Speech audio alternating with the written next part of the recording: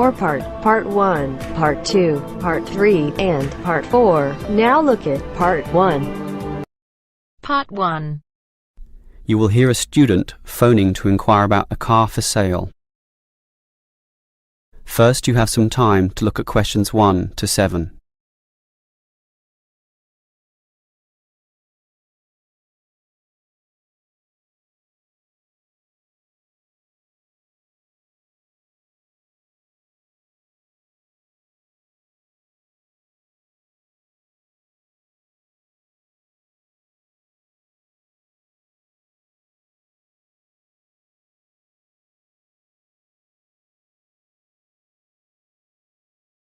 Now we shall begin. You should answer the questions as you listen, because you will not hear the recording a second time. Listen carefully and answer questions 1 to 7. Hello, can I speak to... the advert doesn't give a name. Well, the name is Bob, and I guess this call is about the car I'm selling, right? Yes, my name's Francis, and I'm definitely interested. You'll like my car then. Clean, neat, nice. What sort is it? Oh, the original model was called an Echo. You know, like the echo a sound can make. But then they changed the name to Yaris just before I bought it. Yaris. I don't know why. I liked the old name, and it's the same car, but that's what it's called. So, what's the colour? The ad says it's cream-coloured. Like cream, then? Yeah, well, it's more of a yellow colour, actually. Not cream? No, I don't know why I said that. It's like a canary, and small like one, too. So, what about the power? How many cylinders does it have? 4 or 6? My brother has a 6-cylinder car and says it's very powerful. Well, this one's 4 only, but I find it fine for city driving. As long as you don't intend to drive this car interstate or across the country, it does the job fine. That's okay. I just want the car basically for commuting to work and maybe some weekend trips. Is it 2-door or 4-door? I suppose it's not 4-door. The car's too small for that, right? Right, just 2 doors, as you say. The front seat bends forward to allow entry into the rear. That's fine by me. This car is just for my girlfriend and I anyway. What about accessories? Radio, CD player, anything else? Does it have an air conditioner? Well, no, it doesn't, but I don't find that a problem. I just open the window. I mean, if you really want, you can pay to have an AC installed. Basically, the only additional feature this car has is a radio, but it's still a great deal. That depends on the price. You say you want $12,800, right? Yep, about that. Well, obviously you expect the price to be reduced to an even figure, right? Well, I don't know. $12,000. $12,500, maybe. If you can lower it a bit, I'll come and have a look, okay? Okay. Let's say $12,400, but I won't lower it any more than that. Certainly not to $12,000. Well, if I can get that better price, I may come over this afternoon. But what year is this car? How old is it? My brother's got a 12-year-old car and it's showing problems. Well, my car was brand new only 3 years ago, but it still looks like it's only been 1 year on the road. Okay, that sounds good. Before you hear the rest of the conversation, you have some time to look at questions 8 to 10.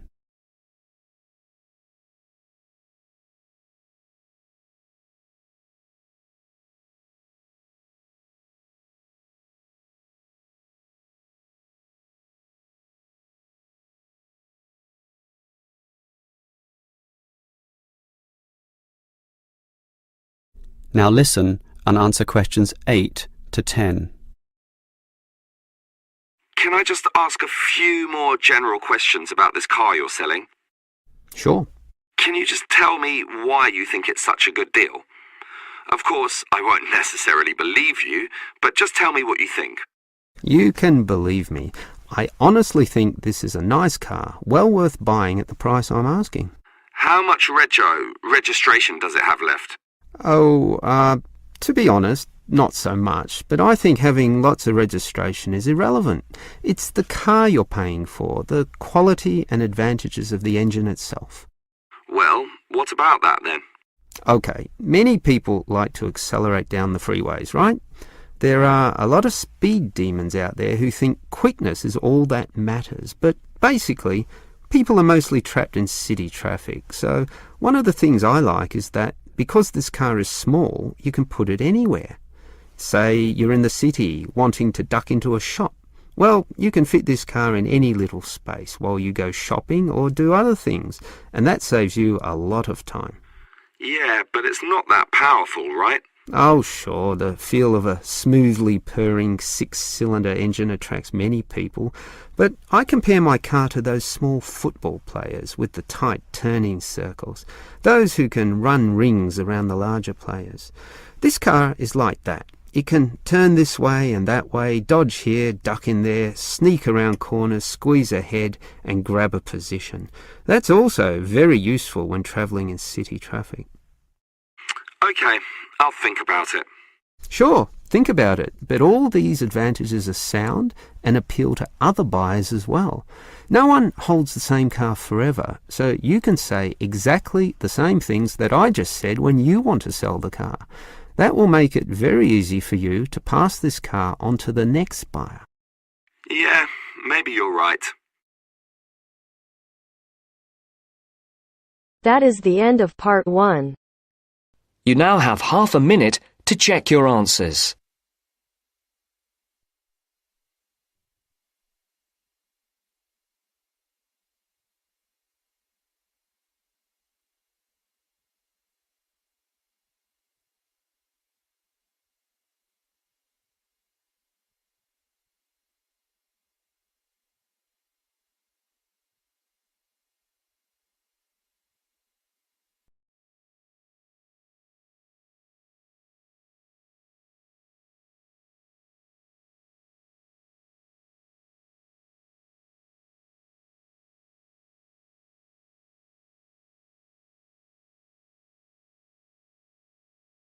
Now turns to part 2. Part 2. You will hear a conversation between a prospective student and a university advisor about applying to enter the university. First, look at questions 11 to 13.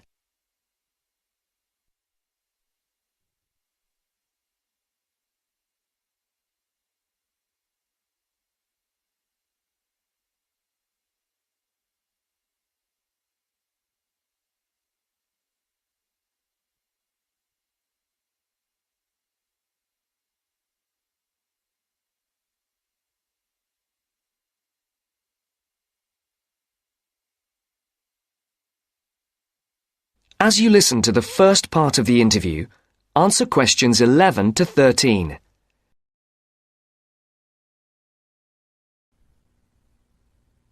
I'm interested in entering your business administration program, and I'd like some information on how to apply. I'm a little concerned because I've been out of school for a number of years. That could actually work to your advantage. It's possible to get academic credit for work experience if that experience is related to courses in our program. I've been working in business for several years. How would I get academic credit for that? First, you'll need to read the university catalogue to see if any of the course descriptions match your specific job experience. For example, if you've worked in accounting, you may be able to get credit for an accounting course. So then what would I do? You would write a summary of your work experience, relating it to specific courses we offer. Submit that to the admissions office with a letter from your work supervisor confirming your experience. Now look at questions 14 to 20.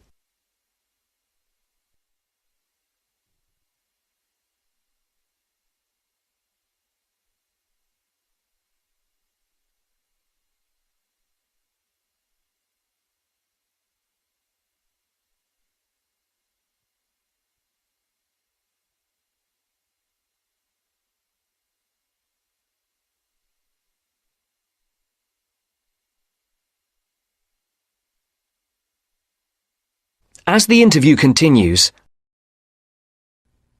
Would I submit those things at the same time that I apply for admission? That would be the best idea. Have you seen a copy of our university catalogue? Not the most recent one. I have a copy from last year. You'll need to look at the latest one. Unfortunately, I've run out of copies, but you can get one from the library for now, and I'll send you your own copy as soon as I have more available. Thank you. How does the admissions process work? Well, first you'll need to get an application for admission. Those are available in the admissions office. The application form contains all the instructions you'll need. That sounds simple enough. Of course, you'll need to make sure you meet all the admissions requirements. How can I know what those are? We have copies of the requirements lists for all university programs here in the counselling centre. I'll give you one before you leave today.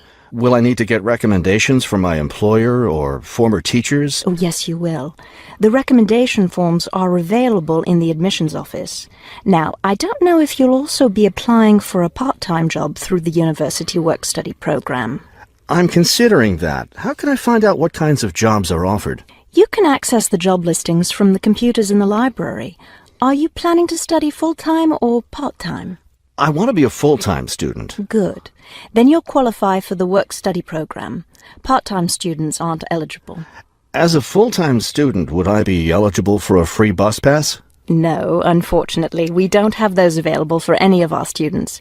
However, you can apply for financial assistance to help pay for your books or for your tuition. I'd like to look into that. Do I apply for that at the admissions office? No, that's through us. You'll need to make an appointment with a counsellor.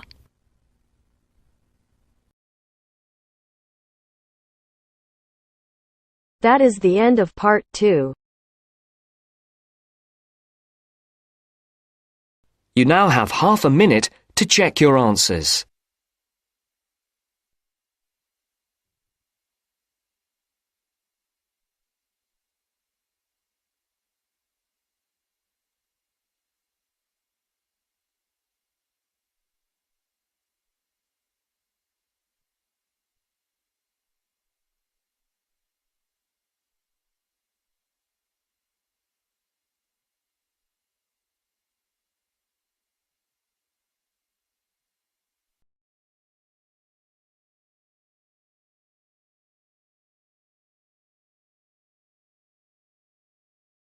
Now turns to part 3. Part 3. To hear a reporter from the New York Times who is presenting a news report prepared by Dion Searcy and Robert Gebeloff on the topic Middle Class Shrinks, further as more fall out instead of climbing up. First, look at questions 21 to 23.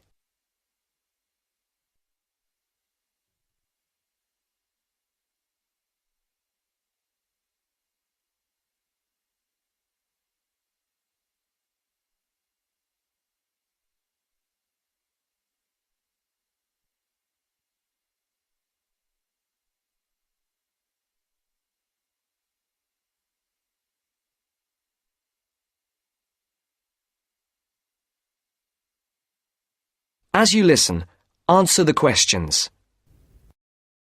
The middle class that President Obama identified in his State of the Union speech last week as the foundation of the American economy has been shrinking for almost half a century. In the late 1960s, more than half of the households in the United States were squarely in the middle earning, in today's dollars, $35,000 to $100,000 a year. Few people noticed or cared as the size of that group began to fall, because the shift was primarily caused by more Americans climbing the economic ladder into upper income brackets. But since 2000, the middle class's share of households has continued to narrow, the main reason being that more people have fallen to the bottom. At the same time, fewer of those in this group fit the traditional image of a married couple with children at home, a gap increasingly filled by the elderly. This social upheaval helps explain why the president focused on reviving the middle class, offering a raft of proposals squarely aimed at concerns like paying for college education, taking parental leave, affording childcare, and buying a home.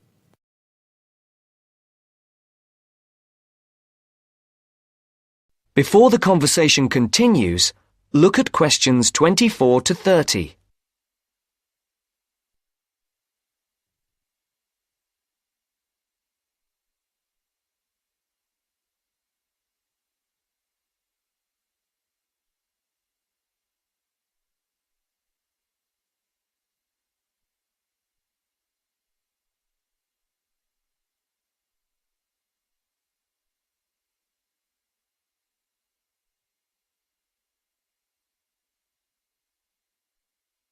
Now listen to the second part of the discussion.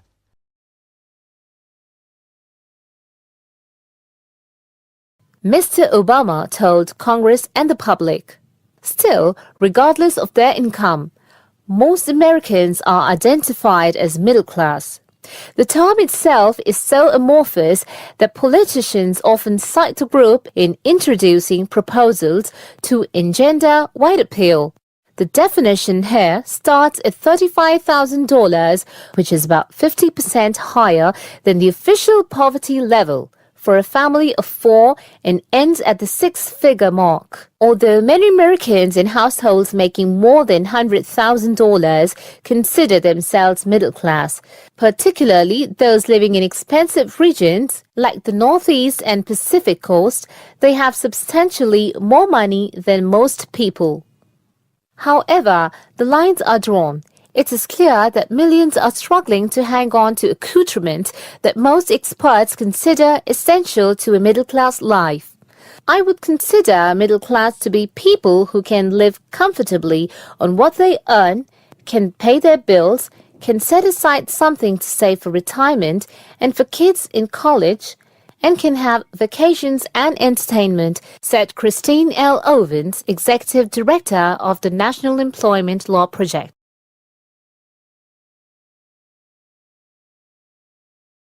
That is the end of part 3. You now have half a minute to check your answers.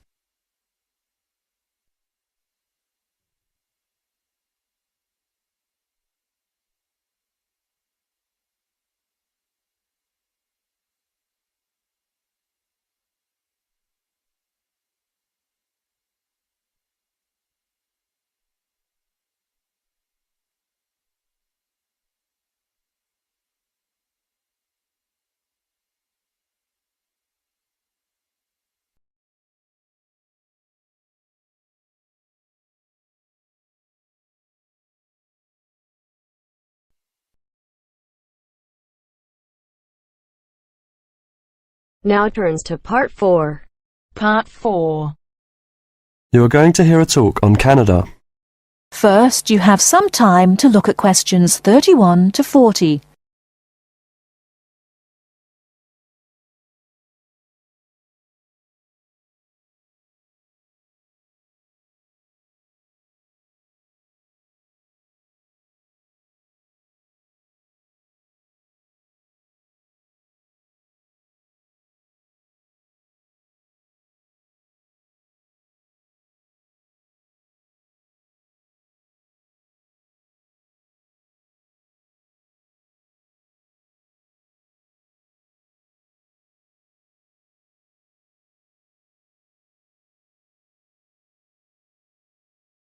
Now listen carefully and answer questions 31 to 40.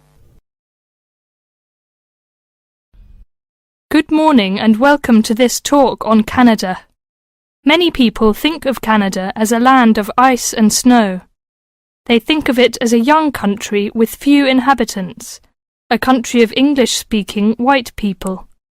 While some of this is true, it is also an inaccurate description of the country we call Canada.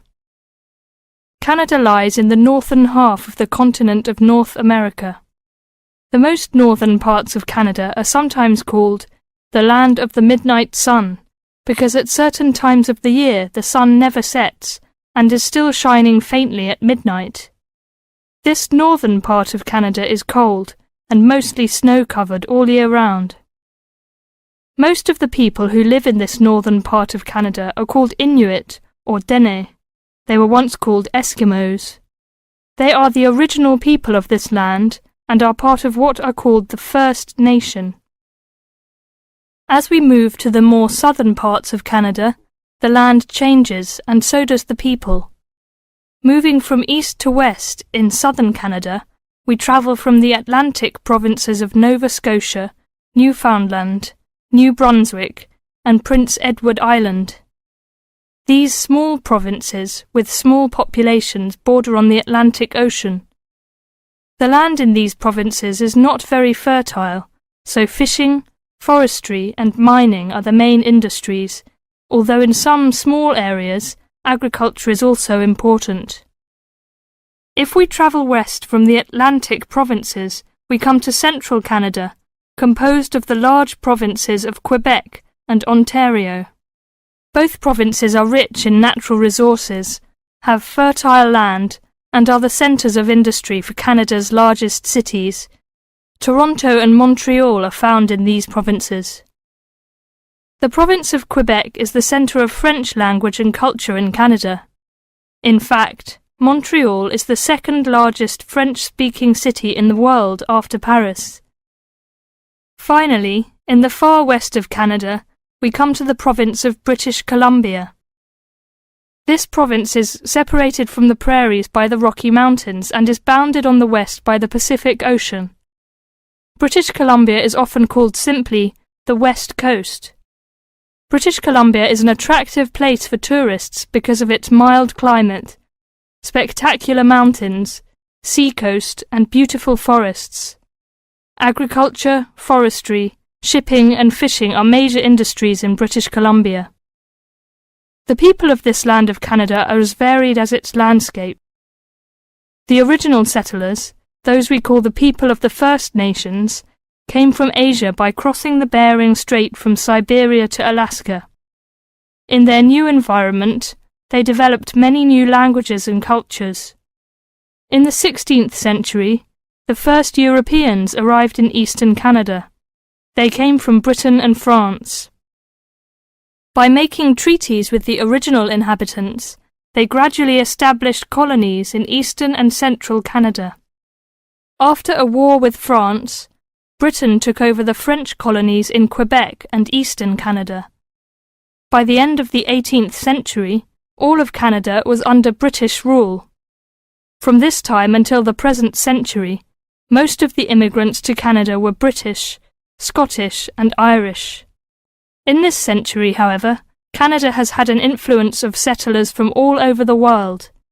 There are now hundreds of thousands of people from Asia, Africa, and South America who now call Canada their home. That is the end of part 4. You now have half a minute to check your answers.